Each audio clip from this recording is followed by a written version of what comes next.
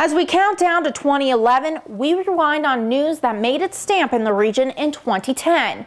With a year packed with stories on politics, a raging fire season, and the death of a Weld County Sheriff's deputy, these are some of the stories that somewhat defined northern Colorado in 2010. This meets our definition of an outbreak. After 3 cases of meningococcal disease were confirmed among hockey players in Larimer County, the county health department announced an outbreak. Within months, all 3 hockey players who played on the same adult league at the Epic Arena in Fort Collins died.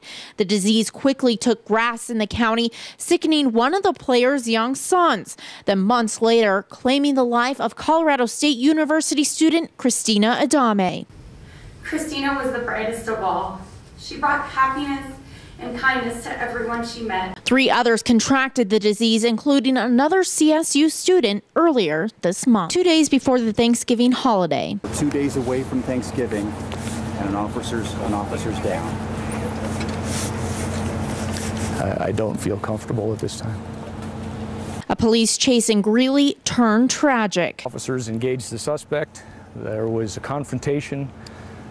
There was shots exchanged between the suspect and the deputy. 43-year-old Weld County Sheriff's Deputy Sam Brownlee died from gunshot wounds to the chest and face. The suspect, 20-year-old Ruben Reyes, was shot by other officers and later died. More than 2,000 law enforcement officers from Colorado and Wyoming attended the funeral in Greeley a week later. Brownlee was the first Weld County deputy to die while on duty in more than 70 years. And one of our most covered stories of the year was the 2010 elections, as both parties dueled it out in some of the most talked about campaigns in the country, including national coverage of the 4th Congressional District debate hosted by Northern Colorado 5, where incumbent Democrat Betsy Markey and her challenger, Republican Cory Gardner, came face to face for the first time. Again, the question is, did you deliberately lie, or was that a mistake? And will you take the ad down? I don't believe that your voting record is reflective of this district. And it was a neck-and-neck race for the Senate seat as Republican Ken Buck challenged incumbent Democrat Michael Bennet.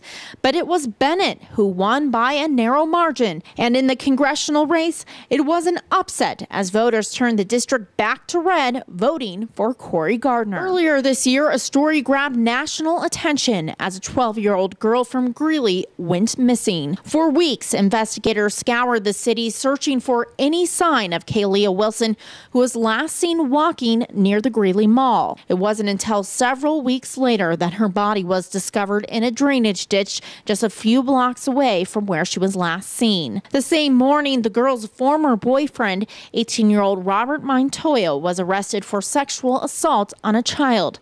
He has not been named as a primary suspect, however, in her death. And the summer came to an end with a raging wildfire. In September, firefighters battled the Reservoir Road fire just west of Loveland. The fire burned over 900 acres, prompting evacuations of homes. In the end, only 2 homes were destroyed.